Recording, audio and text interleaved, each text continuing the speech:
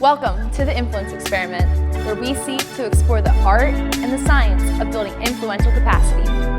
Every month, we want to raise thought-provoking ideas of how you can be an investor of the influence you carry. If you're ready to journey with us, then it's time to experiment. Hey everyone, welcome back to another episode of the Influence Experiment as we continue to learn how to invest our influence well. Today we are talking about understanding mental health. Though there is tension and difficulty in this topic, along with many opinions about mental health, it is not something that should go unaddressed. And if I can just say that this is such a loaded topic, and there is no way that we could do understanding mental health true justice in just one episode. However, we want to have a conversation around this needed topic and to process some ideas that could be healthy to address, whether one struggles with mental health or knows someone who does. We could all be a little better off being more informed. And so that being said, the person I've invited to help inform us in this conversation is Jenn Grubb. Jenn, thank you so much for joining us today. No, thanks for having me. And would you do me a favor and just tell us a little bit about yourself? All right. Well, I'm Jenn Grubb, obviously. I am a licensed practical nurse. I am a mom of 3. I am a devout Christian. I have a bachelor's in psychology, and I'm currently working towards my bachelor's of science in nursing through Immaculata University. I love that. Awesome. So good. As we dive into this conversation of mental health, as I just said, we're going to do a little bit of an injustice, right, up front saying that, but knowing that there is some pieces that I think that you could attribute well to this conversation with us. And so just again, thank you for being willing to come and process this conversation. And so just as we start us off here, how would you describe what mental health is? I honestly think we do it a little injustice, right? We've used that word a couple of times already, because mental health is so much more than I think the label we give it. So when we initially think of mental health, we think of emotional well-being, right? We're talking about the brain and how it works, and we talk about chemical imbalances, and those are the things that we know of when it comes to mental health. The reality is that mental health is really intertwined with mental health, your emotional well-being, but your spiritual well-being as well as your physical well-being. There is a lot of evidence that mental health is coupled with all of these other facets of our life, which I find fascinating that it actually doesn't get more attention as a result. Yeah. No, I know, absolutely, and it deserves a lot of attention, right? And so what would you say is been your attention towards it or your experience when it comes to mental health? A lot. I have had the unfortunate and fortunate pleasure of having mental health really intertwined in my entire life. So not only through my personal experiences, but also through the experiences of other people. So, for example, I am a kid who grew up with some anxiety, depression. I had eating disorders. So from a very young age, I was grappling with things that I didn't understand and that were stigmatized by the rest of the population. As I got older, those things kind of progressed. You know, I'm a combat veteran in the United States Army. I have PTSD. I went through abusive relationships. So I really kind of ran the gamut on all of these things, to include drug use, suicidal ideation, anxieties, depression, isolation, self-loathing, right? All of those things are encompassed in mental health, and I've had, I say, the unfortunate and fortunate pleasure of being in that, because it's given me a better world perspective as well as a better social perspective to be able to interact with other people and hopefully help them through, whatever they may be facing in their life. Absolutely. No, that's fantastic. And even as you mentioned the word earlier on, stigma, that there's been stigmas thrown and attached to the conversation around mental health. And so I don't know, what would you say to that? Why is there stigmas that we acknowledge in our culture or around the topic of understanding mental health?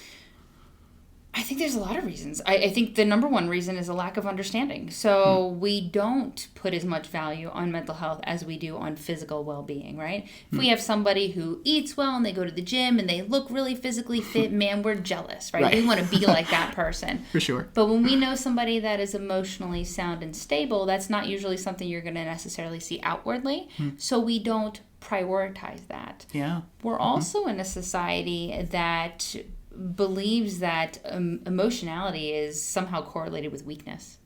Wow. And that's really sad. I'm hoping we're kind of moving in a different direction, but I think that's actually where the majority of the stigma comes from. Wow. That this mental health can be attached to a weakness. Wow. That's something for us to chew on, because we can I know I can probably wrestle with that, like the idea wrestling with some anxiety in my own sense of like thinking, if I wrestle with anxiety, then I'm a weaker or a lesser being, and so like I know that that's part of my story that I can share a little bit more so, but yeah, that's really good. Thank you for bringing that to light. That maybe we have to think about that. What is the danger of claiming ignorance to a person's mental health problems, or the mental health issues of a person around you? What would you say the ignorance of it? Claiming ignorance.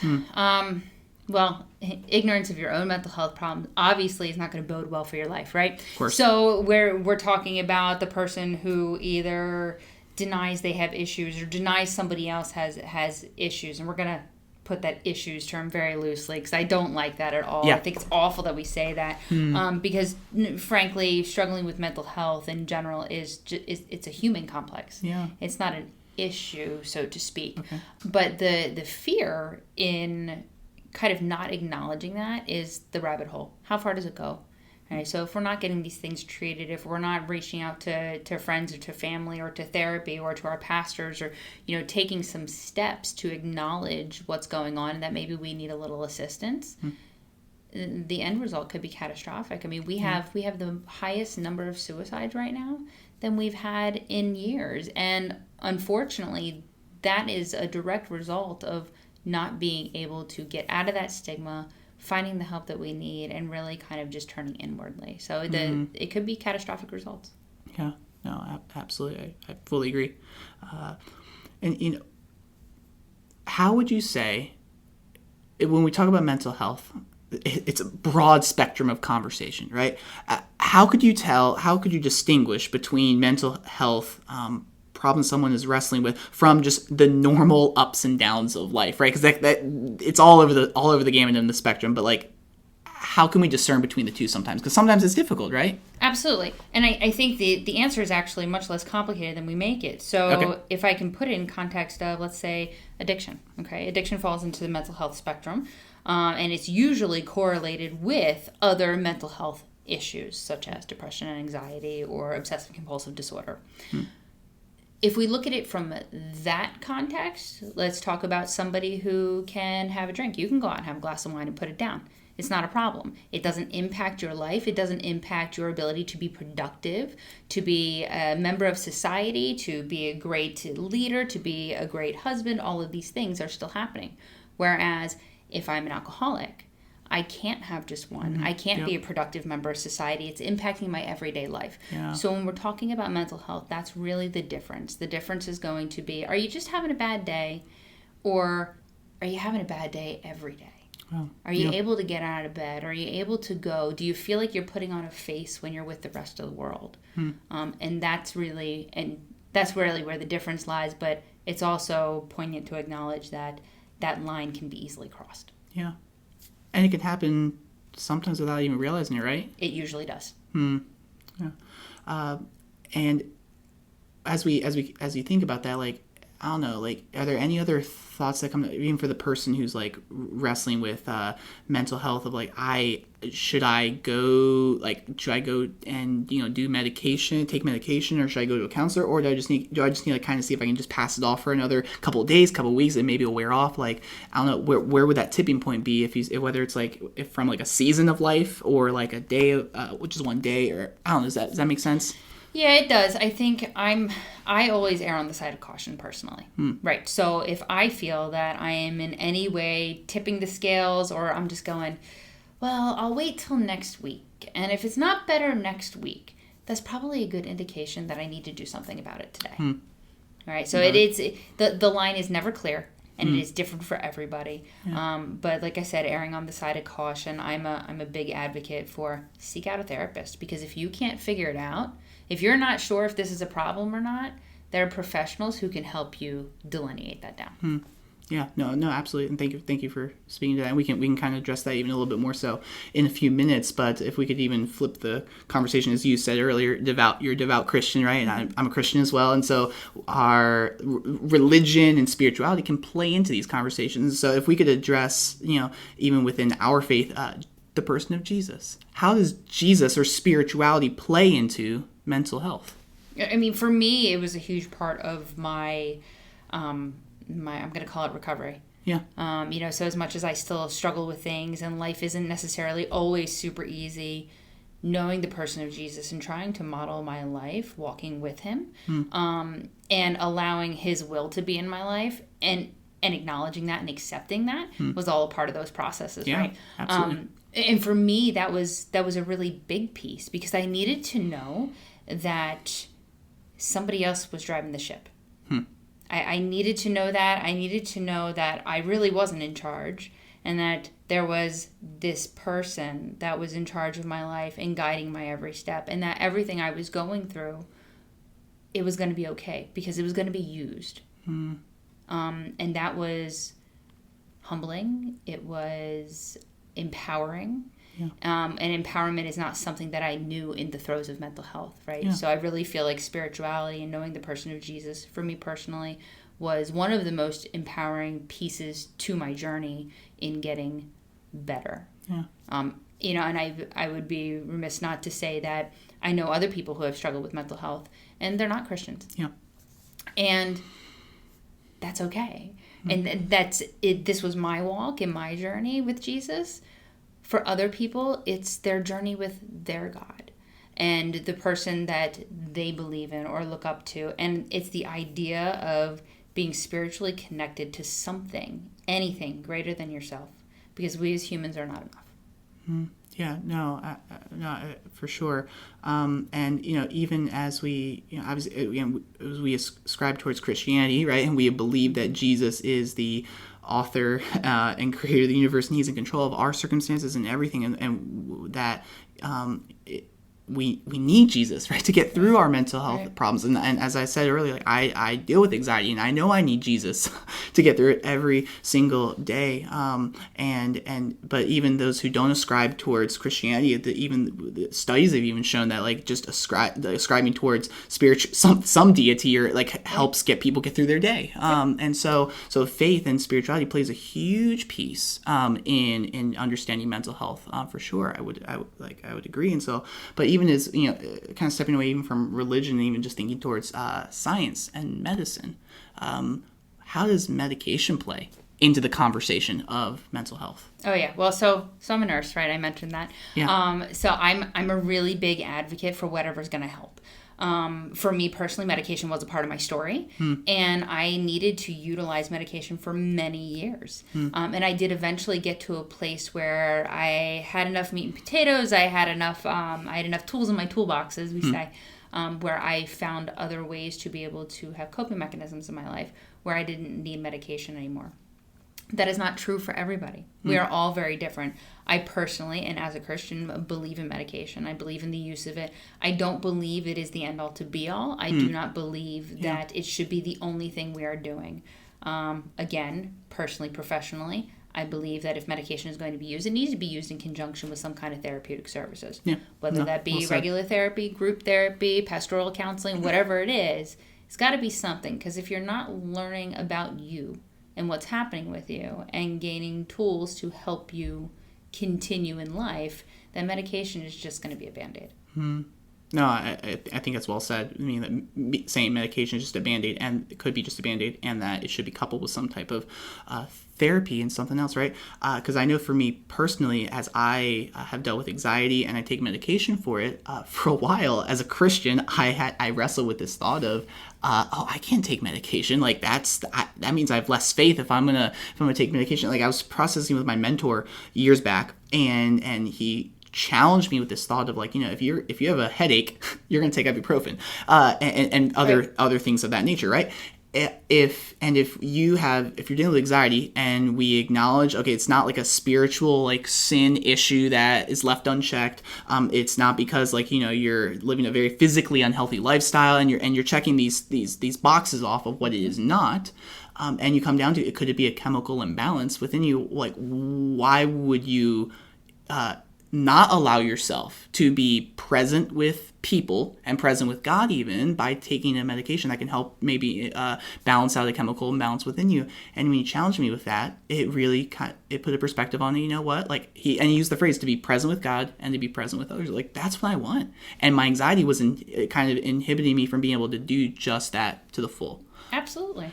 And so for me, that's something I really wrestle with, but that's part of my story. And that's not how everyone feels. Right. But that is part of my story and what I would kind of hold to. Then, though, I would say I would not be the first to run to medication. I will always be the one to say it could be a possibility. Yeah, I don't think that it's necessarily the first stop, right? So maybe we do a little work and we talk to people and figure out, okay, is this something I can manage on my own? Will therapy be enough? Will being in group and being in congregation with God and other people be enough? And then if it's not, then you take those next steps. But I don't know, man. I just don't think that God created people who are smart enough to create medicine to help us to not use it. Yeah. And I, as a medicine user for anxiety, I would fully agree. And so, as we think about the influence experiment, it's all about finding the arts and the science of building influential capacity. And so, what would you say is some of the science or the objective truth behind understanding mental health, and then maybe some of the subjective personal expression behind understanding mental health? How would you respond to that? So, objective truth, it's real. It's a thing. Mental well-being and mental health is a thing. Yeah. Absolutely. It's a big thing. And it impacts our lives, whether our mental health is good, bad, or indifferent, right? I think another objective truth is that the neuroscience behind it shows that your brain is wonderfully made and has all these lovely chemicals and receptors in it, and that sometimes it doesn't work the way it's supposed to. Yep. Right? It just doesn't, right? And that is an absolutely objective truth, and we can't get around that. I think the subjective areas are, what do we do about it? And that really, we've kind of alluded to that a little bit, right? So therapies and medications, and how do we work around these pieces, especially if we have anxieties. Is the greatest example. I know so many people who struggle with anxiety, but subjectively they can't figure out what they're supposed to do because all of those treatment options are way too anxiety producing. Right? So it looks different for everybody. And I think that's what makes mental health so incredibly difficult. Yeah, no, for sure. And I don't know, for those, we discussed mental health on a level that we can understand because we've wrestled with some certain pieces of it, right? But for those who don't or haven't wrestled with it on a very tangible level, like, what would you say to those people, and how can we better honor, give empathy, love those who do wrestle with mental health? So that's a really hard question. Because it's a difficult one to answer. And it really depends on the seat the person is coming from. So the first piece of advice that I always like to give is put yourself in the other person's shoes. Yep. Let's start there, right? Yep. If it's something that you don't understand, try to flip those roles. And if you can't, think of something in your own life that is going on that maybe the rest of the world doesn't know about, because we all have them. Yep. Right? Yes, we do. And think, man, how does that feel for me? So if you can look inwardly on something in your own life that maybe the rest of the world doesn't know about or doesn't understand, it may help you to provide some empathy and compassion for somebody else who's going through something that you don't understand. Right? So sometimes it's not about being able to flip the shoe necessarily, right? Walk in their shoes, the walk 1,000 miles in their shoes thing. Right. Maybe you can't do that because you genuinely have no good understanding of mental health, and you think it's all hogwash, and it just means that they're weak, and they're emotionally unstable, and you're just gonna kind of push them off. Since you don't have the ability to put yourself in their shoes, try to put them in yours and see what happens. Yeah. Well. And I think one of the best definitions I've ever heard of for empathy specific, because that's kind of a word sometimes it's kind of hard to grapple with, like, what does that mean to be empathetic? And my wife shared this with me from one of her social work classes that she took in college, which was the ability to abandon your world and step into the world of the person across from you. Yeah. And I could get that. Yeah. because we live our narrative so often, right? We live like within our narrow-minded perspective, and we're guilty of it. But like, so when we sit across the table and try to like understand them, we wrestle with it because it's not our story. But if we can fight to like abandon my perception or my idea, say I'm gonna empathize with the person, maybe be present with that person by abandoning my world and step into the world of the person around you. I can only imagine it does a world of difference for the receiver. And for the person who, because I know I have been a recipient of someone giving me empathy and just feeling valued and feeling loved. And I think that we ought to be very intentional with trying to do those types of things. Yeah, I agree. And I think we misunderstand empathy a lot too. So sometimes we believe that being able to be there for the person and being present means that we have to understand or that we need to be prepared to give them some kind of feedback. It's not true. It's not true at all. Yep. All you need to do is sit there and be with somebody. Yeah. And sometimes you're going to gain more from that than they will even. And that's not necessarily a bad thing. I couldn't agree more. And many times it probably is better just to shut up and listen rather than trying to give answers. Because more times that's kind of what they need. It's just someone who cares. And so that's really, really good. And let's kind of flip the question a bit now. For those who do wrestle with mental health, how can they show more patience and love to those who might be more ignorant or don't understand? This may be even more difficult, actually, than the first form of the question. Because most of us who are struggling with mental health issues are going through a lot of self-loathing, self-deprecating, really turned inward. So the outside world not understanding us kind of speaks to where we're at in general. So this is twofold, right? So we are talking about how can I reconcile that they don't understand me, but at the same time, them not understanding me feeds my sickness. And sometimes we get really comfortable in that sickness, and it's hard to find a way out. So when you're in the midst of, the self-loathing process that comes along with a lot of mental health issues, it is difficult to see the outside world from a clear perspective. Yeah. I think the best piece of advice we can give is to just try to remember that everybody's walk and everybody's journey is unique. Yep. Just because they can't see you the way that you would hope that they could, it doesn't devalue you in any way, shape, or form. But maybe to practice a little patience because you're expecting that of them too. Yeah, no, for sure. Completely agree. And so, like, what would you say are some coping strategies? This is, again, injustice of a question to some degree, right? But, like, what would you say maybe some, like, coping strategies for those who do wrestle with mental health? What comes to mind? Sure. I mean, so we've kind of already touched on these a little bit. So first one is always therapy. And that can be whatever you need it to be. So that might be just, check in with your best friend every day. Right? Send them the text message. Make sure they know what you're going through. Right? You're not a burden. Right? So, doing those things. It could be check in with your youth pastor. It could be check in with your therapist. It could be maybe you need to go to a group. Right? So there's group settings, there's individual settings, there's medications, there's all sorts of different things that you can do. I really, I think that prayerful reflection is super important. And I know that for me, that gave me a lot of clarity, especially in the direction I was supposed to go to try to help myself heal. So highly recommend. Yeah, for sure. And I think we also need just to say this to be explicitly clear, because it's another one of those stigmas sometimes about counseling and therapy. Counseling is okay. Yes. Every single person alive needs counseling. Yep. And so go get counseling. If you think you need it, go get it. Seek help. Google search. Ask a pastor. Ask a friend. Someone that you trust, because we all need counseling in some capacity. And so if you're feeling like you need to have a safe person to process that with, please go and spend that money or get that person who if you know a friend that's a counselor, even better, like go and talk to them, because it's so vital to have someone in your corner to process with you and to help you and to aid you. And so, earlier, before we even started recording, we brought up the word vulnerability. What would you say how does vulnerability play into this conversation? Because I know it's a messy word. It is. It is. And it's hard. So I personally believe that a lot of long-term mental health issues, especially depressive episodes, stem from a lack of vulnerability.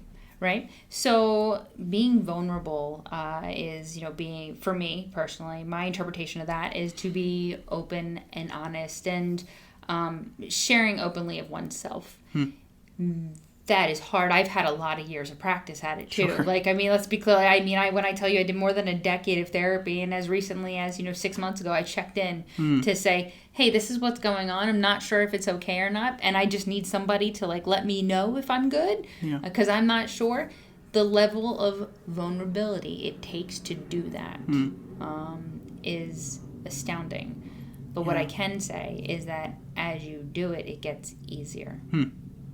I also think it makes you more relatable. It makes you not only more open, but more genuine in every walk of life. What's crazy, Jen, is as you said, it gets easier. The person who maybe is wrestling with vulnerability could hear you and think you're crazy. There's no way it gets easier. But from my own personal experience, it does. And I can say that confidently that, it is a scary concept to lay yourself out on a table or in a conversation and say, this is me in all its raw form. And yet, when it's with a safe person, that's kind of the optimal thing that we need to stress here. That's when a safe group of people or a safe person, that there is freedom in that. And the ability to become more aware, calling out. Even when we talk about a 12-step program, what's the first thing? To say you have a problem, to acknowledge it, that's a step of vulnerability, and it's absolutely crucial and needed in understanding mental health, and something that maybe you wrestle with, or helping even some of your friends, your peers, your colleagues, family that maybe wrestle with as well. But we also can't be pushy with vulnerability, right? Right. No, well, it doesn't work that way. Right. It doesn't work that way. So if you're pressuring somebody into being vulnerable, right, they're going to do the opposite. They're going to totally shut down. You're not going to get anything from it. I think it's interesting that you correlate it to 12 steps and all of that, because it's so true. And I've said multiple times that I absolutely wish that every person on the face of the planet would do the 12 steps, would read the big book from AA, or NA if that's your choice, but do the 12 steps, because you can find yourself in every single one of those stories, no matter what your situation in life, and they really are just a guide on how to be a better, more proactive, productive, and vulnerable human being with a relationship with God. Period. That's what the 12 steps are.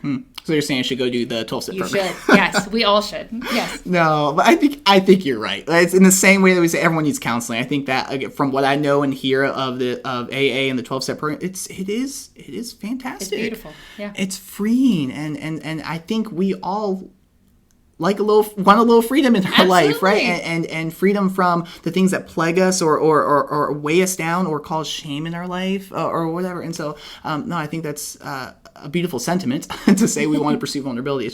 It's practically doing that, right? Yeah. And so, but nonetheless, we should be pursuing it. So what would you say, here's an interesting question, what would you say are some phrases or some statements that we should stay away from when interacting with people with mental health? Phrases, statements, etc. What would you say? There's so many. Right. I know. We should probably be educated. Yeah, there really is so many. It's all of the stereotypical ones, right? So it's going to be okay. Tomorrow's going to be better. You can do it. When we make these kind of blanket statements to people, we're really invalidating their feelings and what they're going through. And I think if we spent more time kind of reflecting on what we say, that we would find that. So it would also be inappropriate to have somebody voice their concerns and what they're going through, and for you to go, yeah, well, this one time when that happened to me, this is what I did. Your intentions are good, but again, you're invalidating them because you're saying, well, you're going through it, but I already went through it and I made it through. So you're going to be fine. Yeah. And so we really need as a society to work on that. And I'm so guilty of that because I use personal experience to interact with people all the time. Right. Sure. All the time. Right. It's a matter of how you do it. And sometimes the answer is this: if somebody voices to you what they're doing, what they're going through, when they are done, you can simply ask them, so would you like me to listen, or would you like a suggestion or feedback? Oof. Yep. Ask them what they want. They'll tell you. That's good. They will tell you. So yeah, any statements that are really minimizing, even the, you can do it, or just get a good night's sleep, it's going to be okay, or everybody goes through this, that's a rough one. Okay, now, actually, can you speak to that one then? Yeah. Because sometimes normalizing things can be a good thing. So what can you speak towards then the reversal of that? Yes. So it depends on who you're talking to, right? But so it depends on your context. So if I am saying, I'm feeling really depressed, I can't get out of bed, and I just know what to do, and I don't know what to do, and the response is, everybody has days like this, it's going to be okay.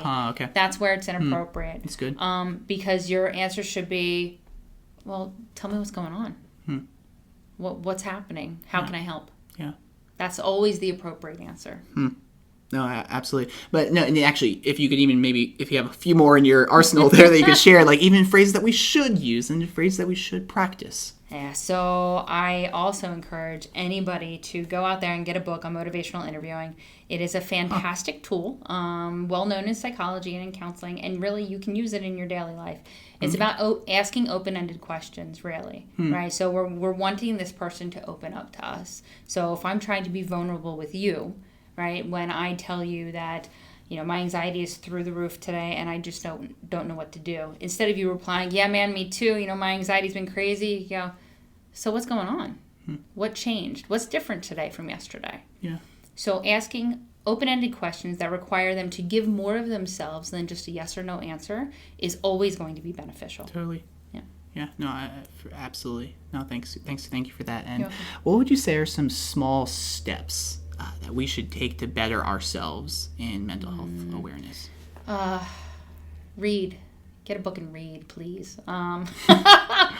So I really encourage people, to listen to the podcast about somebody who has gone through mental health issues and, and came out the other side. Read that article on the person who's had a suicide attempt and lived, right? And what their journey has been. There are tons of books on mental health and coping. I also would tell you, look at some statistics, right? Understand how prevalent this is in our society. Currently, our statistics are somewhere around 1 in 4 have some kind of mental health disorder. Wow. Now, that is only of the people who have reported it. Sure. So understand that those numbers are much higher. I would be willing to say it's probably closer to the 50% mark. And I think that's important to understand. So that means that at least you or I, right, have something going on that needs to be looked at. But from sitting here and having this conversation, we know that that's both of us. Both of us. So it's 100% in the room. Yeah. So you're just never alone. Oof. You're never alone. Never. And if you're listening to this and someone may need to hear that, you are not alone. You may think you are, you may feel like it, but you're not. And so what can you do? What we urge you, take a step. I know vulnerability is hard and it can be painful, but again, there is freedom and beauty that comes on the other end of it. And so please know you are not alone. Jenn, as we land the plane of this conversation, any final words, any final thoughts or wisdom, advice to give to our listeners on this topic?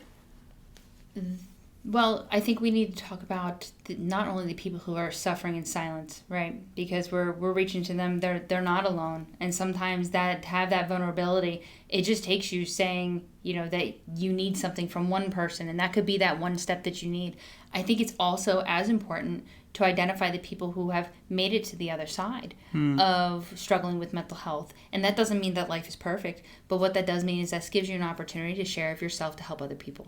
Yeah. I think that is just as important because, again, that goes back to you are not alone. How are people who are suffering in silence going to know they're not alone if we're not opening our mouths and talking about it? Yeah.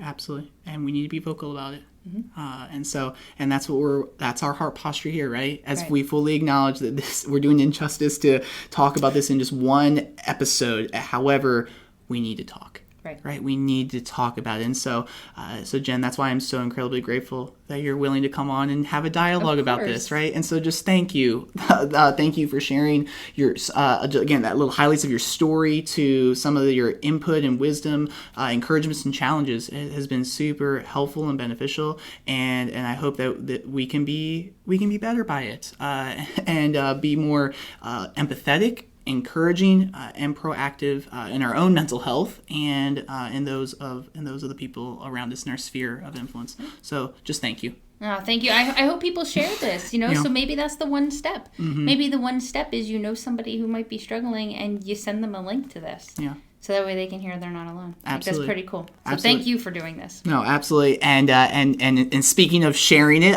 we ask that if you are listening to this and you are liking what you're hearing, that you would give us a rating or hit the share button wherever you consume this content. And so we hope that you'll join us next time as we continue to explore the art and the science of building influential capacity. Catch you next time.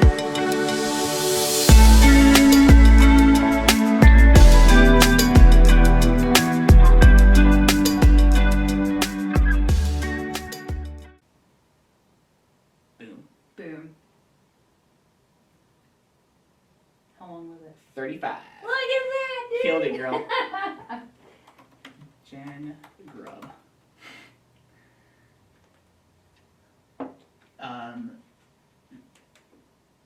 Slayed it. Way to go. That was easy.